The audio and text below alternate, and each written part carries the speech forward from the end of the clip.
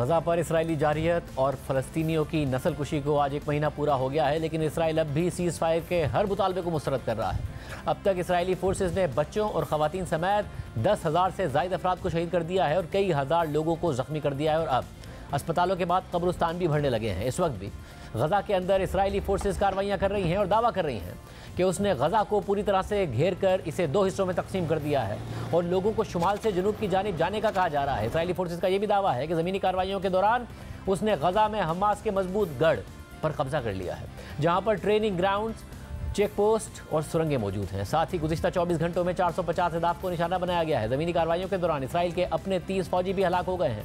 गजा की सूरत हाल पर दुनिया भर में तशवीश बढ़ती जा रही है। अक़वाम मुत्तहिदा के 18 ज़ेली इदारों और NGOs ने मुश्तरका बयान जारी करते हुए गजा में सीज़ फायर का मुतालबा कर दिया है और कहा है कि अब बहुत हो गया, इसे अब ख़त्म होना चाहिए।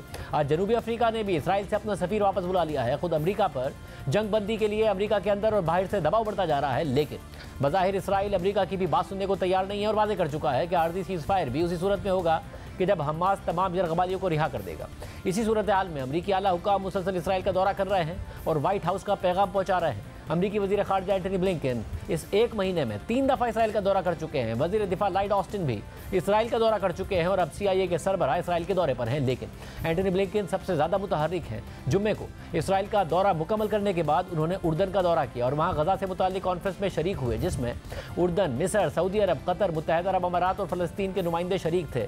इस कॉन्फ्रेंस में भी अमरीका पर फौरी जंगबंदी के लिए दबाव डाला गया। इसके बाद एंटनी ब्लिंकन ने वेस्ट बैंक पहुँचकर फ़लस्तीन के सदर महमूद अब्बास से मुलाकात की और फिर इतवार को अचानक इराक का मुख्तसर दौरा किया और इराक़ी वज़ीर आज़म से मुलाकात की, जिसके बाद ब्लिंकन आज सुबह तुर्की पहुंचे थे, जहां उन्होंने तुर्की के वज़ीर ख़ारिजा से मुलाकात की। लेकिन अल जज़ीरा के मुताबिक अमरीकी वज़ीर ख़ारिजा को तुर्की में सर्द महरी का सामना करना पड़ा। माजी के बरक्स वो जब एयरपोर्ट पहुंचे तो उनके इस्तकबाल के लिए तुर्की का कोई आला सिफारतकार मौजूद ही नहीं था, जबकि एंटनी ब्लिंकन के तुर्की के सदर एर्दोआन से मीटिंग भी तय नहीं की गई थी। और आम बात यह भी है कि ब्लिंकन के दौरे से पहले तुर्की ने इसराइल के खिलाफ जारहाना रवैया अख्तियार कर लिया था और अपने सफ़ीर को भी इसराइल से वापस बुला लिया था। साथ ही तुर्की के सदर तैयब एर्दोआन इसराइल के साथ साथ अमरीका पर भी कड़ी तनकीद कर रहे हैं। सिर्फ यही नहीं, अमरीकी वज़ीर ख़ारिजा के दौरे के खिलाफ तुर्की में अवाम सड़कों पर निकल आई और एहतजाज के दौरान ये नारा भी लगाया गया कि कातिल ब्लिंकन तुर्की से बाहर निकल जाओ।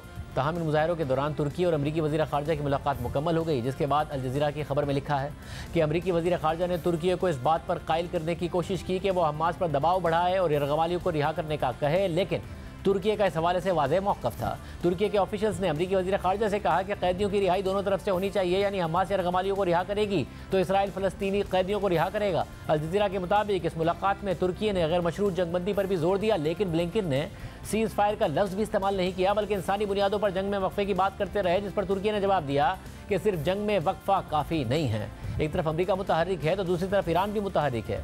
कल एंटनी ब्लिंकन से मुलाकात के बाद आज हैरानकुन तौर पर इराक़ी वज़ीर आज़म मोहम्मद शिया अल सुडानी तेहरान पहुंचे, जहां उन्होंने ईरान के सुप्रीम लीडर आयतुल्लाह ख़ामनेई और सदर इब्राहिम रईसी से मुलाकात की। ईरानी नशरियाती इदारे प्रेस TV के मुताबिक इराक़ी वज़ीर आज़म ने गजा में इसराइली कार्रवाइयों को इज्तिमाई इंतकाम करार दिया और मज़ीद कहा कि हमास का ऑपरेशन तूफ़ानुल अक्सा एक बहादुराना ऑपरेशन था जो दुनिया के तमाम आज़ाद लोगों के लिए खुशी का बाइस बना है। जबकि आयतुल्लाह ख़ामनेई का कहना था कि अमरीका गजा में इसराइली जराइम में बरह रास्त मुलव्विस है। अमरीका अगर इसराइल को अस्करी और सियासी मदद फराहम ना करे तो इसराइल जंग जारी ही नहीं रख सकता। आम बात यह भी है कि कल ही ईरानी हुकाम ने इस बात की तस्दीक की थी कि हालिया दिनों में हमास के सरबराह इस्माइल हनिया भी तेहरान में आयतुल्लाह ख़ामनेई से मिले हैं और ऐसे में अमरीका इसराइल की मदद के साथ साथ खित्ते में अपनी मिलिट्री ताकत बढ़ा रहा है। अमरीका के 2 बहरी बेड़े पहले ही मशरिक़ वुस्ता के समंदरों में तैनात हैं और अब अमरीकी सेंट्रल कमांड ने कहा है कि मशरिक़ वुस्ता के समंदर में ओहायो क्लास अमरीकी जौहरी आबदोज़ भी पहुंच गई है, जो ना सिर्फ खुद न्यूक्लियर पावर्ड है बल्कि न्यूक्लियर हथियार ले जाने की सलाहियत भी रखती है। CNN के मुताबिक अमरीका के पास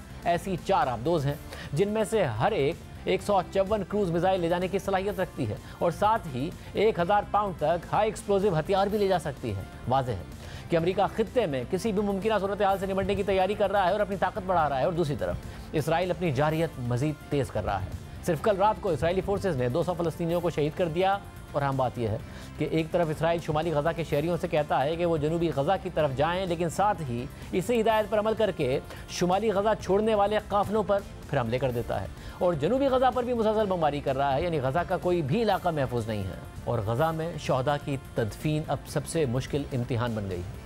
एक तरफ कब्रिस्तान भरते जा रहे हैं और तदफीन के लिए जगह कम पड़ गई है, तो साथ ही कई ऐसे शहदा भी हैं जिनकी तदफीन में ख़ानदान का एक फ़र्द भी शरीक नहीं हो सका, जबकि मुतअद्दिद मैयतें तो शनाख्त के काबिल तक नहीं हैं। फ़लस्तीनी वज़ीर आज़म गज़ा में शहीद होने वाले बच्चों का जिक्र करते हुए रो पड़े। इजाज़त दीजिए, अल्लाह हाफ़िज़।